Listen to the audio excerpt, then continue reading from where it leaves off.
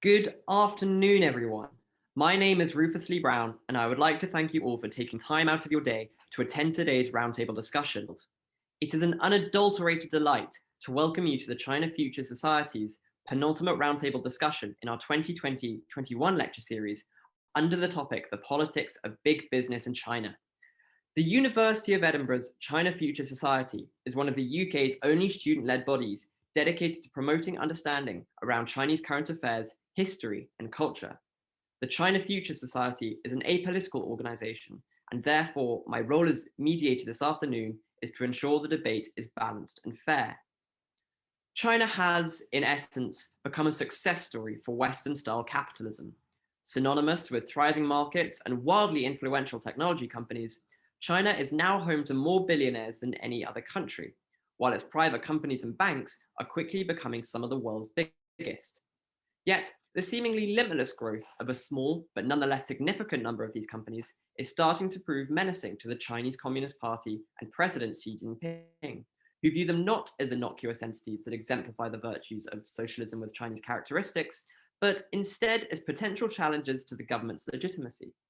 Tencent and Alibaba in particular, among the largest firms in the world by market capitalization and sitting on the personal data of billions of users, have not escaped the scrutinizing eye of China's central government, who, in late autumn last year, pulled the plug on what would have been the world's largest IPO, that of Ant Group, Alibaba's fintech offshoot.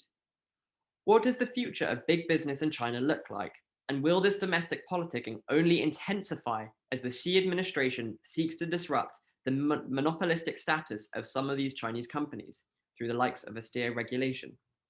I'm pleased to welcome and host our panel today to discuss these ideas with me. First, I would like to introduce James Kynge, a veteran China correspondent and now the global China editor at the Financial Times. An Edinburgh alumnus, James Kynge has more than 25 years experience reporting from Asia.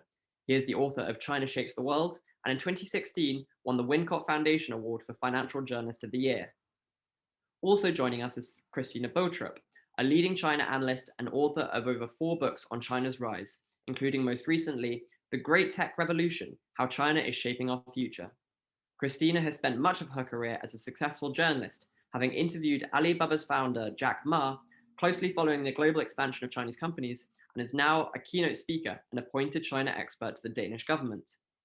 Finally, also joining us is Daniel Widdicombe, an experienced international finance executive with deep experience in China. Daniel Widdicombe is also an Edinburgh alumnus and served as head of investment banking at China Construction Bank in London for over 10 years.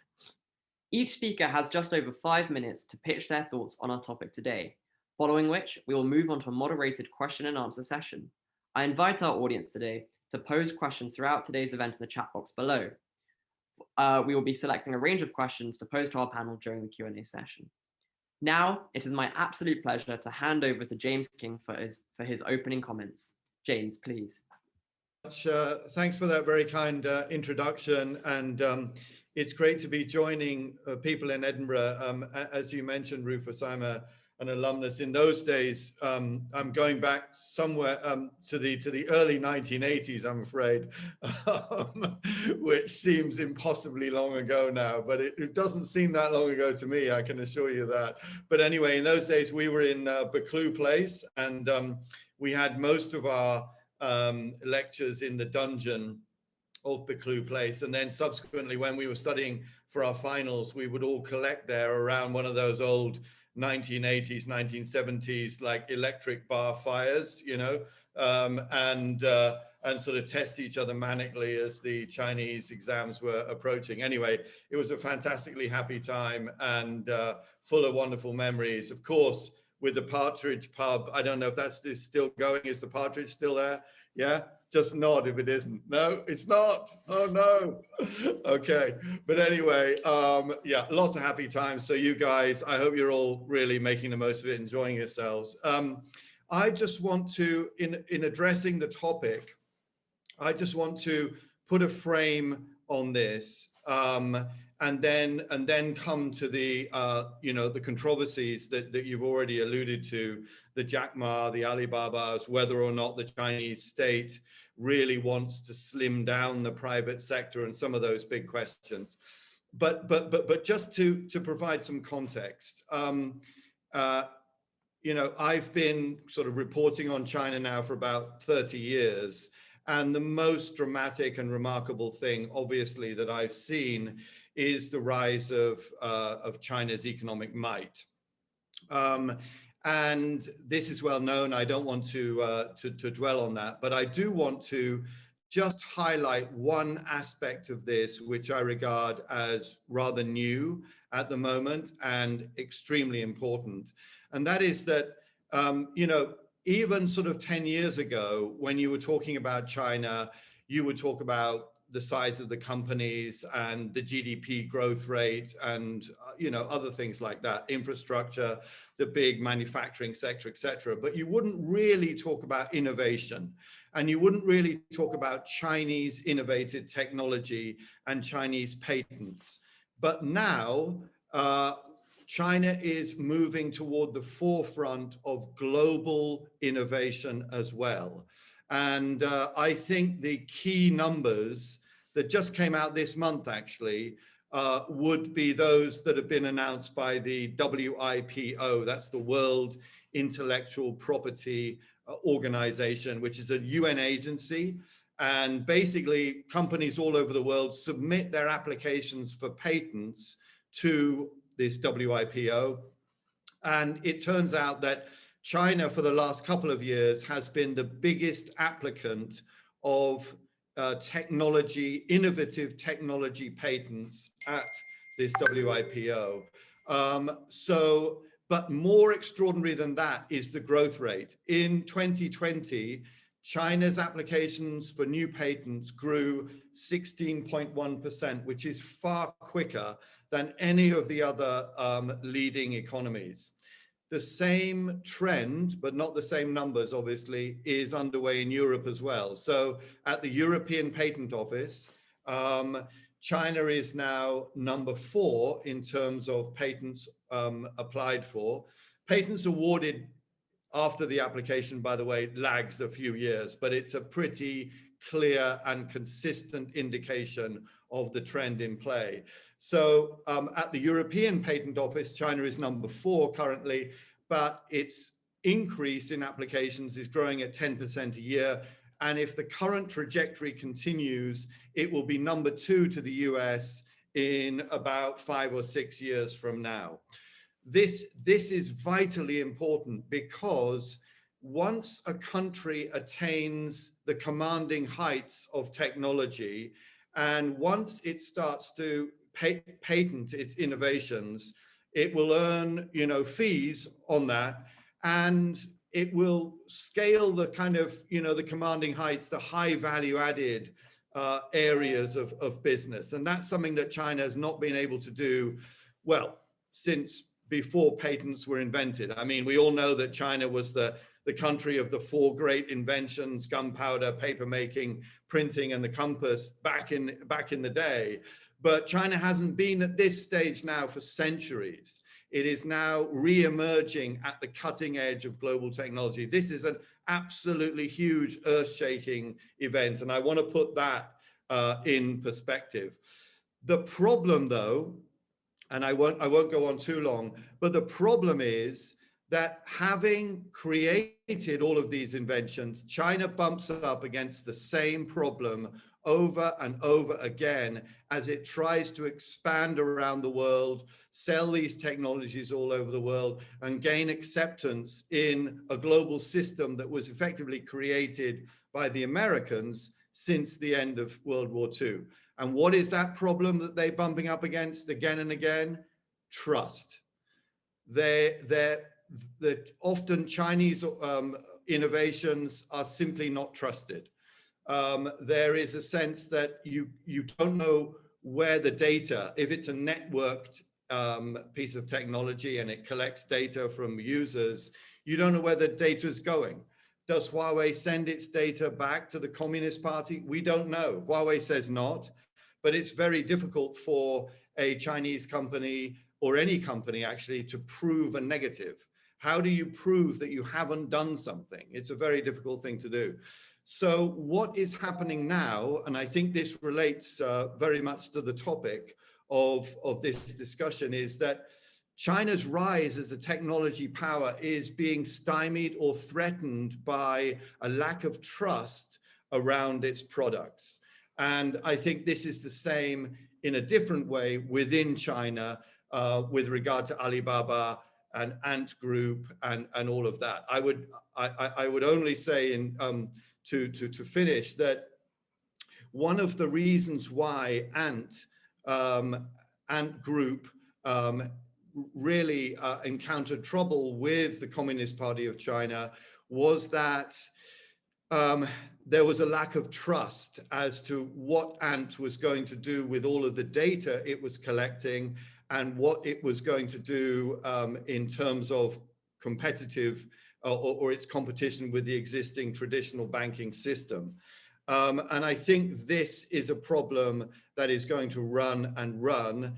And I would only end with a sense that the digital renminbi that the Communist Party of China is planning on introducing is in effect an answer to this issue of trust, because the digital renminbi will give all of the data to the authorities rather than the current situation, which is the Ant Group and Tencent collecting data from transactions and putting that data in the hands of a private company, themselves.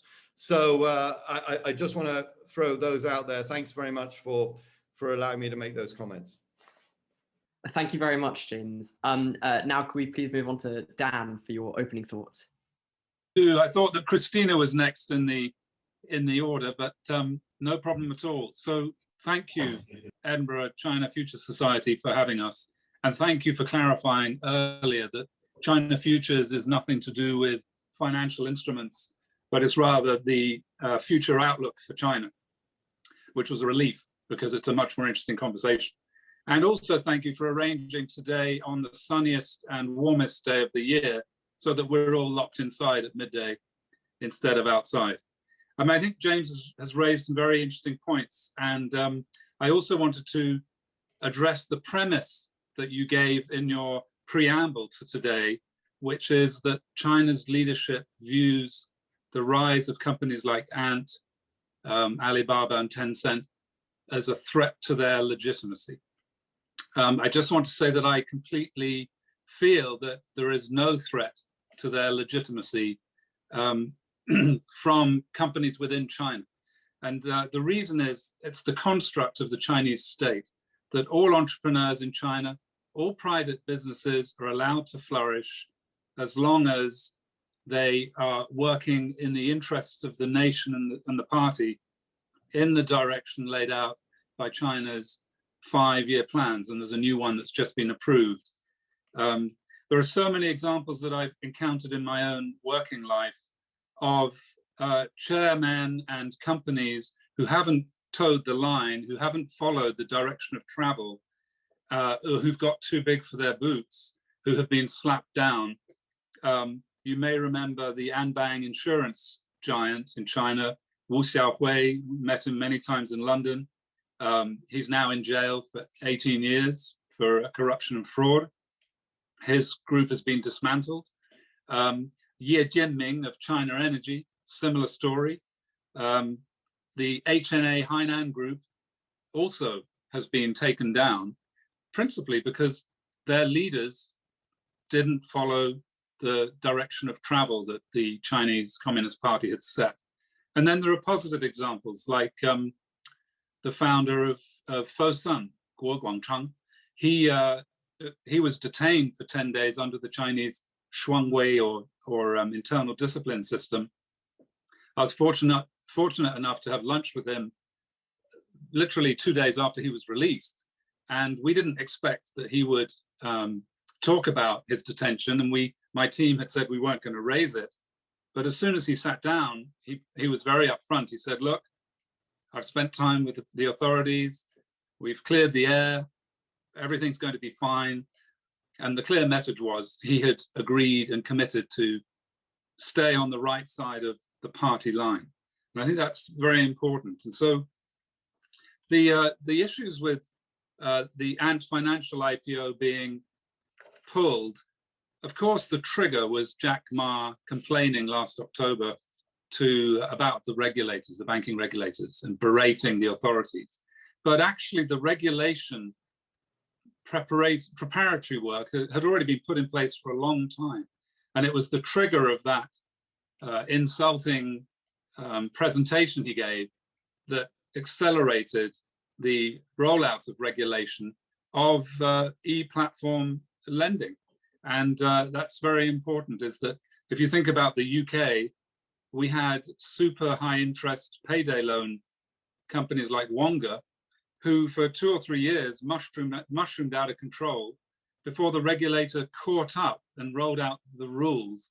And that's a very Chinese feature, is that so many areas of their economy, which is, after all, 60% is private businesses, so many areas are allowed to flourish. And then when a problem is seen, or it's seen to get too unruly, or in the case of Alibaba and Tencent, maybe slightly too powerful in a certain area like data collection, then the regulators can step in, and the leadership.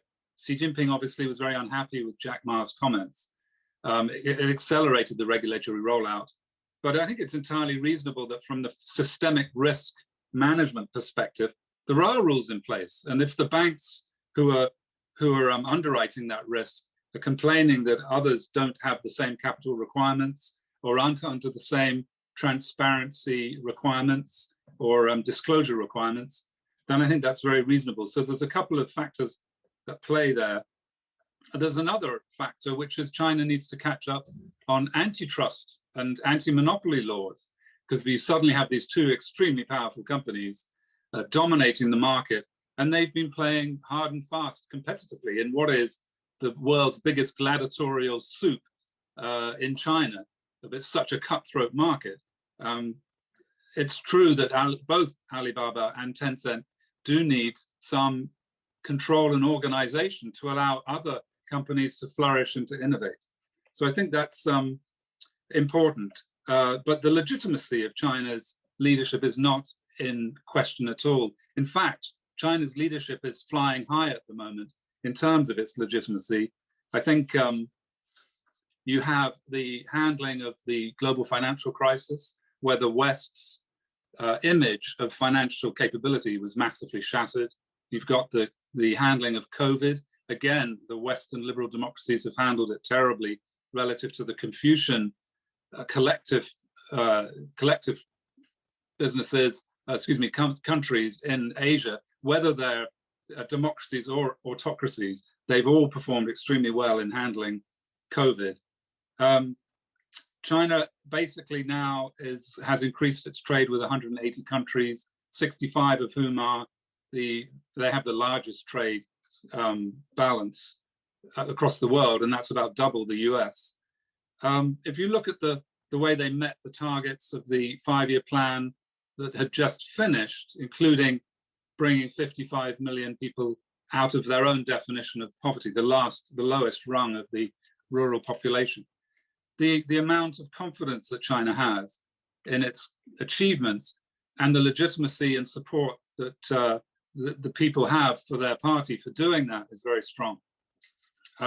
With regards to e-currency, the only thing I'll say is that there's a lot of irony in China rolling out an e-renminbi or e-yuan, because they, on the one hand, of course, there's the control aspect, and they actually have the ability, the party has the ability to take or access the data from Alibaba and Tencent whenever they want anyway. And they also, by the way, have Communist Party members sitting on the supervisory boards of all these companies. So if they need to, they can always access that information at any time. But the e-yuan as a tool to promote internationalization of the renminbi, I think will not go very far. Firstly, as James mentioned, other people won't necessarily want, foreigners won't necessarily want their transactions to be lodged with the Chinese state. But on top of that, China has an essential barrier to renminbi growth and expansion, which is the closed capital account. If there's no freely tradable currency, no liquidity movement between onshore and offshore, that means that the pool of renminbi-related products offshore are going to remain depressingly small, which is what we've discovered over the last 10 years. So the irony is that China's leaders want the control and the transparency of the EUN for their domestic population, but the flip side is it's not going to actually promote their internationalization drive for the renminbi at all. With that, I think I'll just leave it and pass on to Christina. Yes, thank you, Dan, for your opening comments. Christina, if I could please pass on to you. Thank you very much. I have followed China's development closely for more than 15 years now, and I actually came to China as a young business reporter. So I started out being based in Shanghai, and I remember that Alibaba at that time was already growing quite fast after the SARS epidemic in 2002, 2003. That's where e-commerce really took off in China, and Jack Ma was already the richest, one of the richest people in China, and also one of the most famous people in China. And he was really hard to get, especially because I'm from Denmark. I'm not from the Financial Times. I was from a national Danish newspaper, and Alibaba just told me, Denmark is too small as a market. Please team up with other larger markets. So I found colleagues from my office from Süddeutsche Zeitung in Germany and El Mundo in Spain. So 3 journalists took the train together to Hangzhou in a few hours slow train ride at that time to Hangzhou. And I remember when we sat in that office waiting for the superstar, Jack Ma. At that time, as I said, he was famous in China, but not in the whole world. And he came in and took a golf course, started swinging it. And he spoke perfectly English, as you might be aware. And he asked us, what do you want to know? And he was really eccentric, like he wanted to be eccentric. And it was really... It's still very clear in my mind because he was just talking about e-commerce and the internet, how it would revolutionize the way people lived. And I just didn't see that happening at all. You know, at that time in China, people had those very, very small, very, very bad telephones that you almost used them as a walkie-talkie because the audio was so bad that you couldn't even use it like this. And I just didn't see all this, but Jack Ma saw all that. So one of the points here is that I think in the West, in US and Europe, we tend to underestimate China for many good reasons. I mean, the companies in China are still best known to be copycats. The political system doesn't really rhyme on innovation and creativity. I mean, even the educational system in China, the hierarchy, the whole culture around that, the political system makes it really hard to really grasp what's going on, as James explained as well, with the patent boom, with Chinese companies now leading the world in many of the new technologies that are currently shaping our future. When I, as a journalist, having met the censorship, the control system, realized that Chinese social media platforms were more advanced than those we know in our part of the world that are all blocked in China. Until then, we always thought that Chinese people had to live with the fake Facebook or the fake Google. And suddenly I realized that what was happening in China with the largest internet population in the whole world, which is now plus 900 million users, that was way more advanced than what we see happening here. That's when I decided to write a book about it. And for me, the big question was actually, what is driving innovation in China? What is the main driver of innovation? And the answer, which I think is quite surprising, is actually the state, the Communist Party state. So that is not just my research showing that, but a lot of academic research mapped the innovation system and drivers in China as well. And it seems that the money, I mean, the clear goals set up by China's government and the money behind it make sure that the brains, the best brains and the investment will flow in the right direction. And that's why, for example, we see this big boom in artificial intelligence. We see that the government really promote the use of artificial intelligence in many areas of society. And China is now leading in the implementation of artificial intelligence. which is again surprising because we always hear about Amazon and Google, autonomous drives, cars in US, but a lot is going on in China. About Ant Group, I believe that, I mean, until that happened in November, China has almost been like a cowboy land for data collection. That's also what I realized when I did the research for my book and I interviewed a lot of people around the regulatory environment. It seemed that you could get away with a lot of things in China that you couldn't do, especially not in Europe, but also not in the US. So the point is when the regulatory, the new regulations now start hitting those tech companies, I think it was poised to happen. I mean, it was really like a cowboy land. We saw 2 years ago, the first like standards for data privacy started being implemented, but it's not until now that we really see tough regulation like antitrust, like James talked about. So I think part of it is special for China, what happened with Jack Ma and the Ant Group, the cancellation of the IPO, but part of it is the global trend that we see that tech companies are too powerful, they can manipulate people to think, to buy, you know, so this kind of worry is also in the Chinese population. It's not just the China's leaders who are worried. There is a growing awareness of data privacy and that you are the product if the product is free, all those discussions. So I believe that is important as well. And then I would like to say that I think it's important to remember when we discuss Ant Group here today and why the authorities canceled the IPO, that Ant Group, Jack Ma and Alibaba Group in general are playing, I mean, all those tech companies are playing really important roles in Chinese society. You know, China even has a national team of artificial intelligence companies. So one is designated in education. One, Alibaba Group, for example, is designated for smart city development, Tencent for everything related to health services. And, you know, in Denmark, for example, we don't use Facebook or Google for our health services. We have different platforms that are created for that. And I believe it's the same in the UK and elsewhere.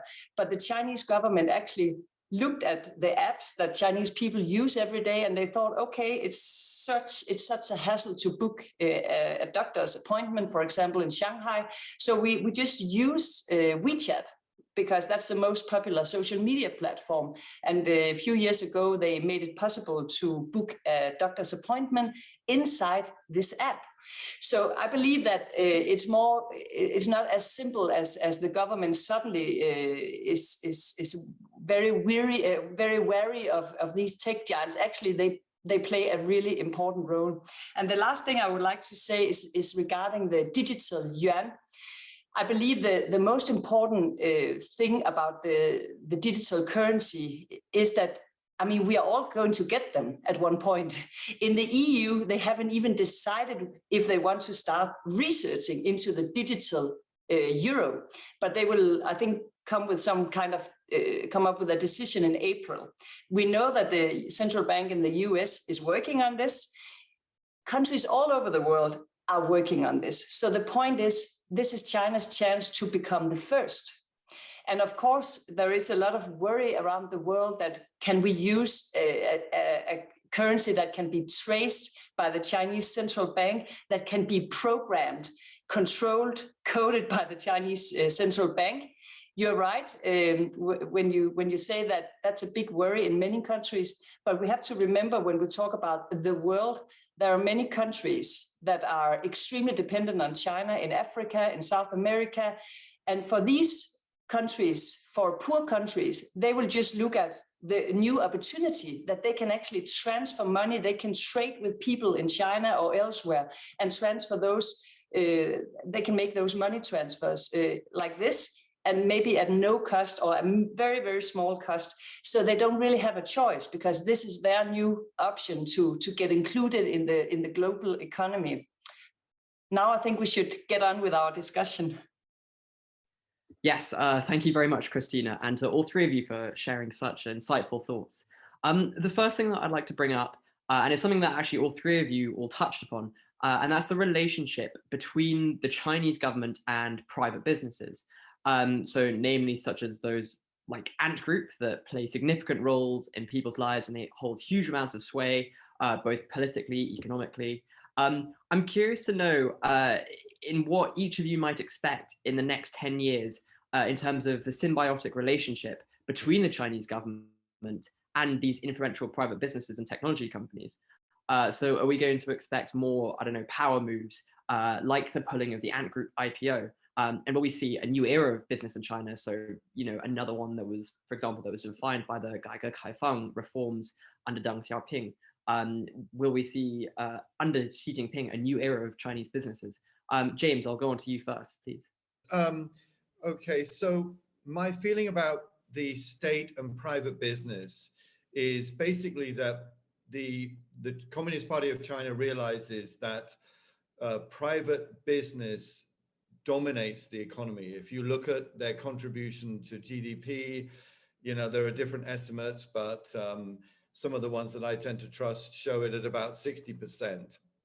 So there's no question that Beijing realizes the crucial nature of the private sector to, you know, China's health and to China's economic dynamism.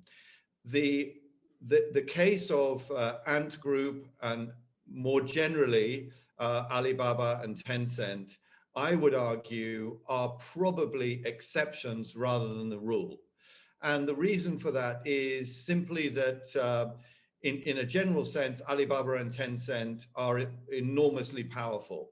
Not only are those two the only Chinese companies in the top 10 global companies by market capitalization, right?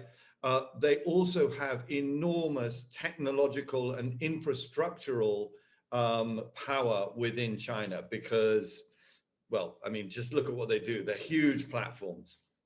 But more specifically, the case of Ant Group was a turf war between the traditional banking system. Daniel will know all about this. Maybe you'll agree or disagree, I don't know. But what we were told is there were the big state bankers in China were saying, look, these guys, Ant Group, are playing by different rules. They're getting involved in fintech. They're taking away considerable amount of our profits. We can't have this. And they were working with the Banking and Insurance Regulatory Commission, which is headed by a very influential guy, who effectively led the regulatory affront to Ant Group that got their IPO cancelled. So I would argue that the Ant Group example does not represent the overall attitude of Beijing towards the private sector. It was a case of one company becoming too big, and a growth model that was, you know, pertained to that company, which, as Christina was said, was quite chaotic in an objective sense, right? I mean, these guys, what they were doing was, it was growing like Topsy, but it was not what you would call financially sustainable. So I think that would be my answer. But particularly in other parts of the private sector, especially if they're not controversial, if they don't have any political power or platform power or infrastructural power, I would say China remains as cool as it ever was towards those companies. In fact, it appreciates the contribution that they make. Thank you. Thank you very much, James. Could I come on to you next, please, Christina, and then I'll ask Dan to share his thoughts at the end as well.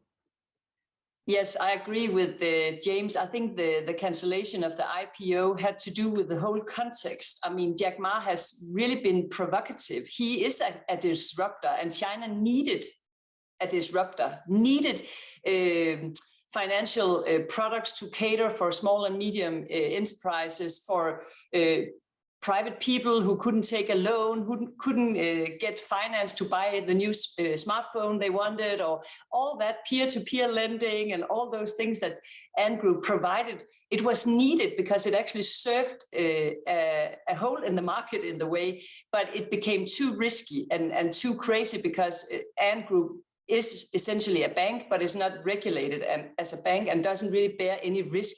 So it was natural that there would come new regulations up. The problem was that Jack Ma then crossed the red line just before the IPO, and that's probably why it was cancelled. But I also believe it had to do with worries. I mean, there was an IPO craze here. I mean, for a lot of private Chinese people, this was too big to fail. You know, it was like something you had to participate in. So a lot of people would try to get on board this IPO. I mean, after it was possible to start buying the stock. And then if the government or the authorities came up with new regulation 2-3 months later, you know, the value would fall, and maybe it could even cause social riots. I mean, what could happen if a lot of people just lost their money? This was another thing the government had in mind, I believe. So I believe it's all about context. And obviously, Jack Ma wouldn't have crossed that red line for what you can say and do in China if he knew what would happen. It cost him billions and other people's billions, right? So apparently he even misjudged the whole context. And the context is that China has been in a trade war with the US for a long time because of the pandemic. There is more focus on risk everywhere, and there is a growing skepticism towards China from US, from EU. So that's why the government and the authorities is even more focused on risk. So it was the worst thing he could say, and to criticize them not being willing enough to take a risk, right? So that is the one thing about the future, or like what will happen the next 10 years. I believe that for private companies, I mean, in order to grow as big as Alibaba or any big company, you need to be very aligned with the political, I mean, the way the politics goes in Beijing. And they are today all of the successful companies. You cannot be big like Huawei or Alibaba, no matter if you are a publicly owned or privately owned company, you are aligned with Beijing. Otherwise, you would never get to this point. But the point is that there will be more pressure on the companies to show that they're really dedicated to play an important role in society and not just earn money. So that's actually kind of nice in a way. So I believe, I mean, Alibaba has really done that, the whole Alipay, the financial inclusion to help the fruit seller on the street, even the beggar on the street take WeChat Pay and Alipay, right? That actually gives them much more money, I believe. So they have done many good things. They have the Taobao villages where they educate people to sell their goods online and earn money that way. So they created millions of jobs in China, and we shouldn't forget that. But I just believe that the government will ask companies, I mean, they will expect companies to be even more dedicated in the future. Fascinating stuff. Dan, could I please ask you to share your thoughts on this? Yeah, I think I agree with what's been said generally. And I think China has some method that's been successful. The symbiotic relationship has worked extremely well for 40 years. And so we can see the fruits and the success of that kind of balance between private entrepreneurial energy and innovation and a controlling platform above it. And if you look at it, they in the state 5-year plans, they set the direction of travel in quite a lot of detail. But then they let the gaps be filled to a large extent by private entrepreneurs. The science parks that they set up, they offer subsidies to companies that come, and they create clusters of innovation. So you've got it in nanotechnology, you have it in robotics, electric vehicles, you name it. There's really, there is some method to what they're doing. And they let the private sector flourish in areas where the state doesn't have the capability, either the speed or the nous or the technology or the know-how. And they also invite foreign investment and foreign capital and expertise in the areas where they want it. So while at the same time as the political white noise has reached fever pitch between China and the liberal Western democracies, at the same time, businesses, there's about 1 million foreign businesses across China, of all sorts, including joint ventures. And they, AmCham, for example, 70% of their members in China are increasing investment this year. China noticeably liberalized the financial sector because that's one area where they're very weak. They haven't competed internationally, and they haven't really competed domestically with top tier players. So now asset managers, stock brokers, investment banks, and in fact, in other sectors of the economy as well, foreign companies can be 100% owned in China, and that's going to raise their game. So I think under the strong platform and structure of control, I think they are prepared and happy and encourage private entrepreneurship, which after all raises tax incomes, stimulates employment, and all the other positive benefits of it. So I see a continuation of this symbiotic relationship as China continues to fill its gaps. Thank you very much, Dan. Just continuing on from that, I'd like to touch on what we could call, I don't know, protected industries. For example, as Christina mentioned, the development of AI. So many governments are now becoming much more protective, I should say, over particularly sensitive technologies that could be employed for militaristic purposes, and something that a lot of governments, not necessarily just in Asia, but also in the West, have increasingly tried to block the foreign, access to the development of these sensitive technologies in universities. Will we see a change in, for example, the deeply interconnected, coupled, and globalized nature of our world with regards to these businesses that develop these sensitive technologies? And will China's technology companies play a different role in the multilateral order in the years to come? Yeah, I mean, there's a lot of discussion about decoupling, whether the US and China, and maybe even the EU and the US will not be able to use Chinese technology and vice versa. But actually, that is politics, and that is like high-level discussions. But when you look at what's happening on the ground with real businesses, I see a different picture.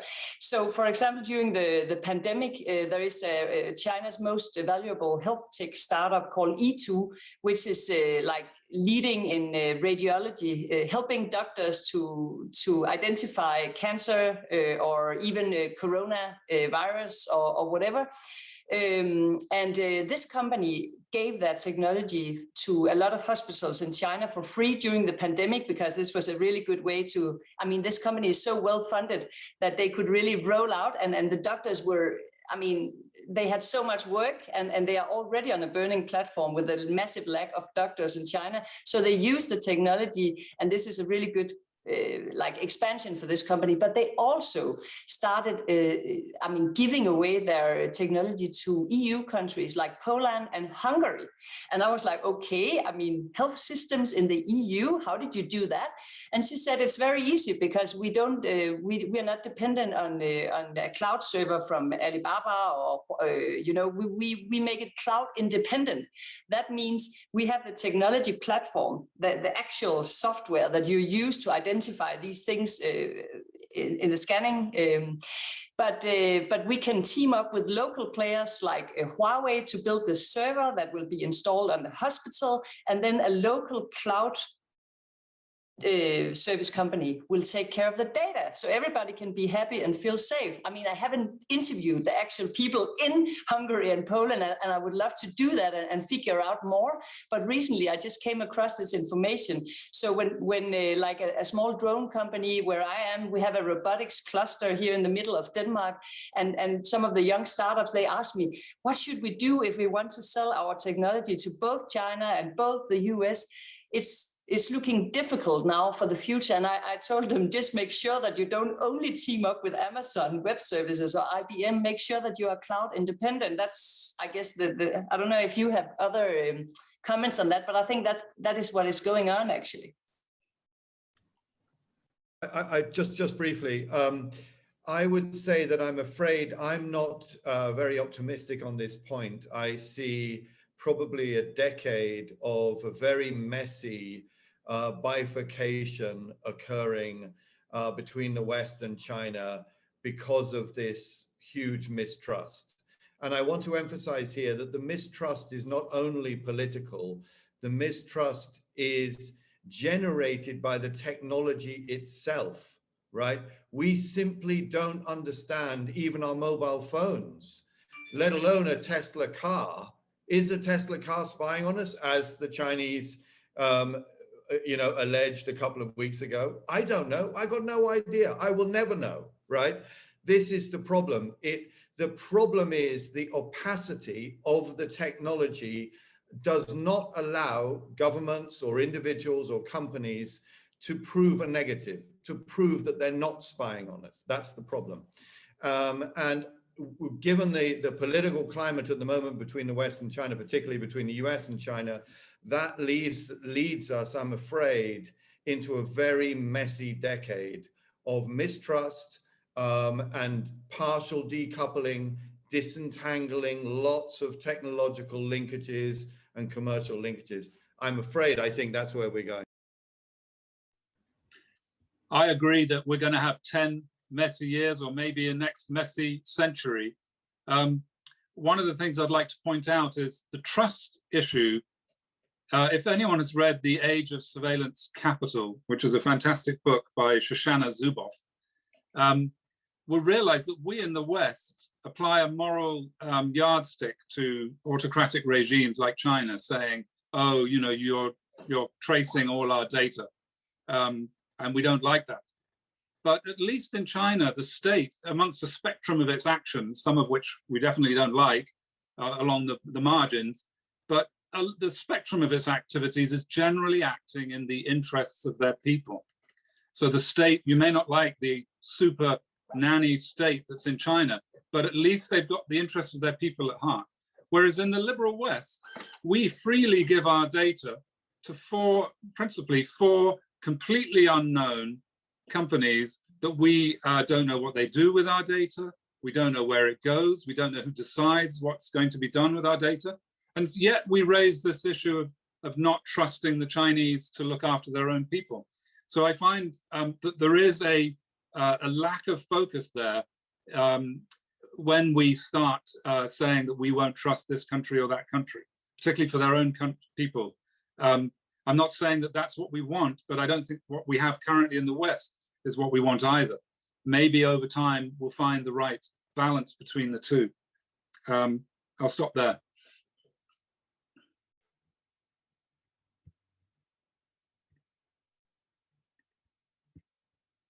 Okay, so one.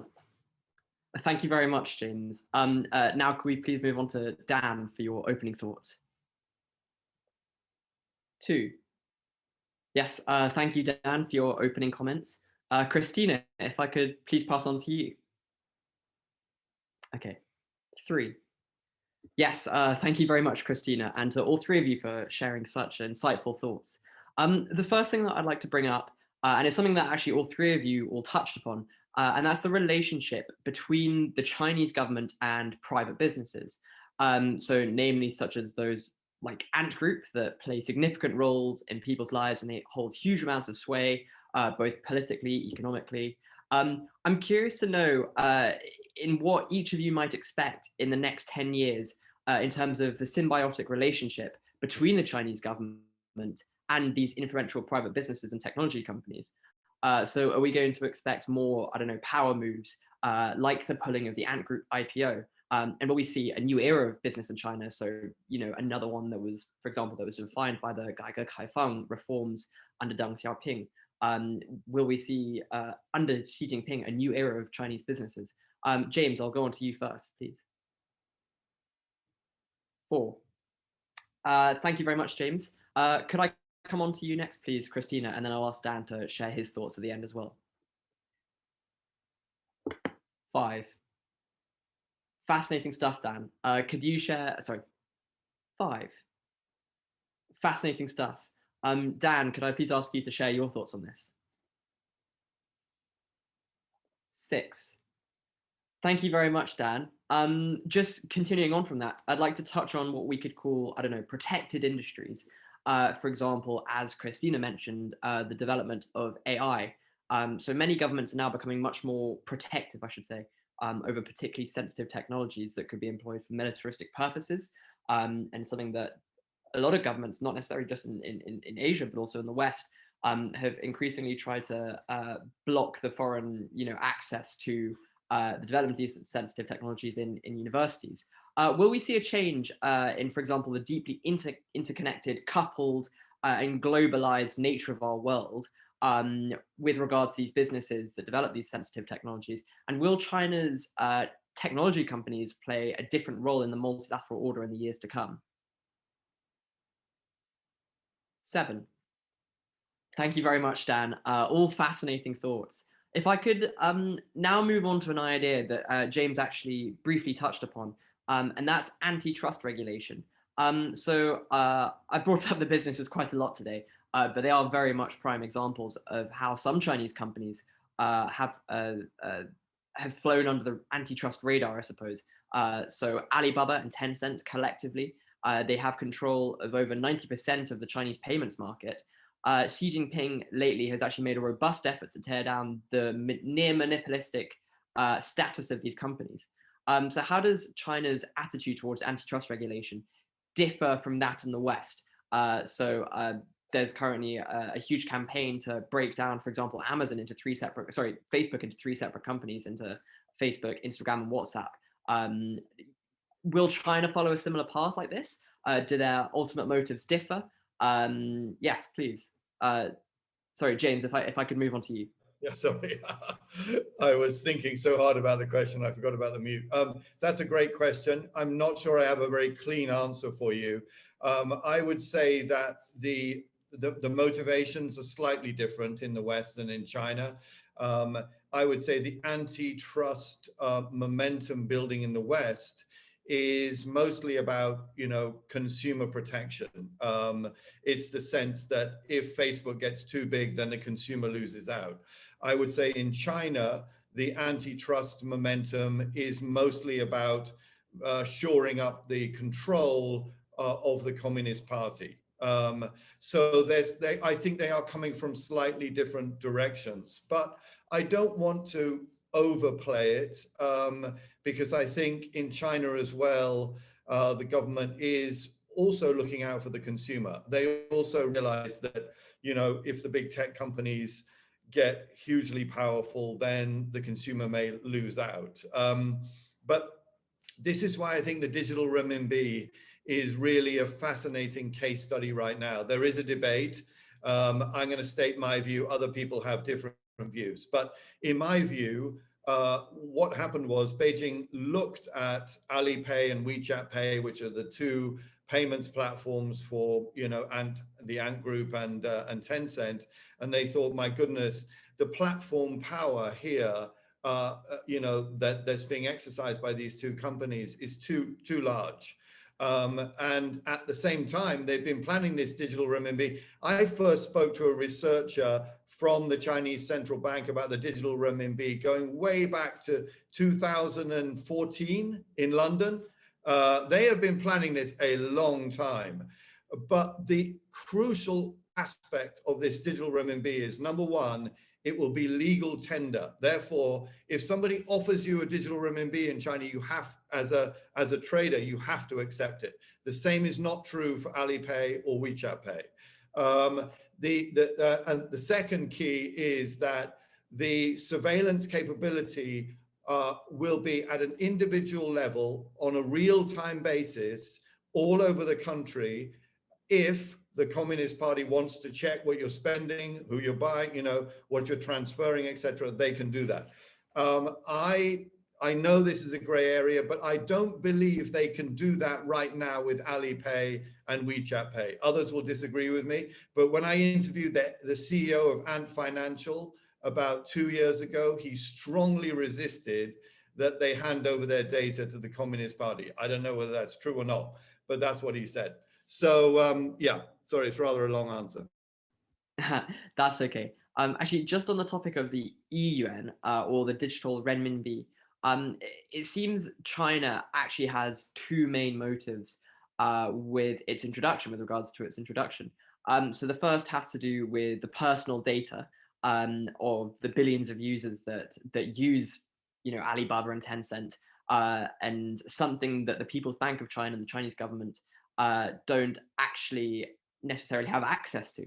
And the second thing, I suppose, has to do with the competitive edge of the renminbi. So Christina and Dan, I'll come on to you. Do you both believe that the EUN will have an international edge over, say, cryptocurrencies that are in reality the antithesis of what the CCP is trying to introduce with the EUN? They're decentralized and they're anonymous. No one knows what's going on with them. Yes, sorry, Dan, what do you think? Yeah, so I think that the EUN will be accepted by central banks across the world. It might be used in some trade, but I don't think it's, for many reasons, I don't think it's going to be popular with individual investors, for example, because of the data transfer issue, but also, as I mentioned, I don't think the renminbi, I have a formula, simple formula, CCP does not equal renminbi liberalization. Because they're afraid of losing control, they will, I think in our lifetimes, we will not have a freely convertible renminbi. So that actually short circuits the EUN internationalization discussion, in my view. On surveillance, what's interesting is that there's other ways to capture now. Technology tends to always outstrip controls.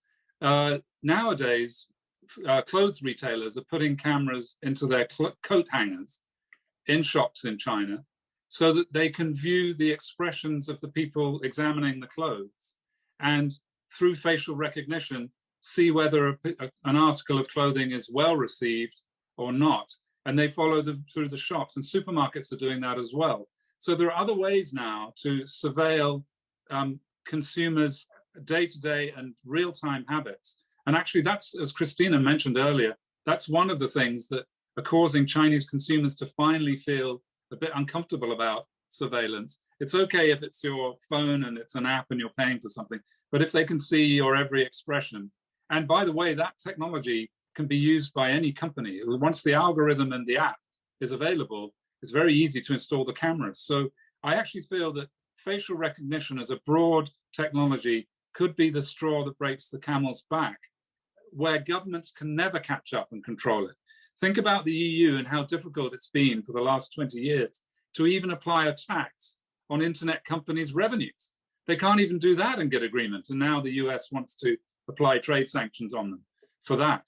I think AI in terms of facial recognition could just become the point, the tipping point, where suddenly we lose control and it just, anyone can do it at any time, anywhere.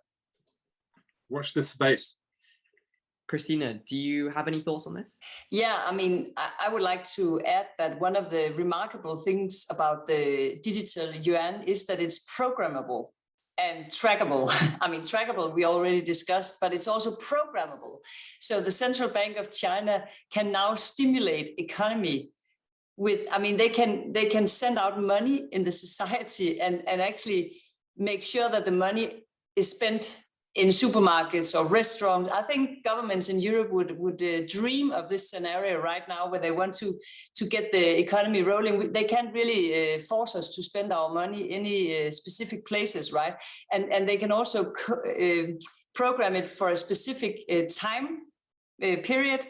So there are many new tools available for China's central bank, and I think it's going to be very interesting to see how they will use these tools to stimulate economy, to track. I mean, they can also obviously use it to combat corruption, because they can always make sure that the money is actually used for, and tax is paid automatically within this procedure. So there are many new things, and some of the experts that I have talked to told me this is like the new era of finance and payments. So it's not just about control, it's really where we're all heading. China is just the first country that does this, and for those of us who think it's scary that the government has so much power as they have in China, it's quite scary.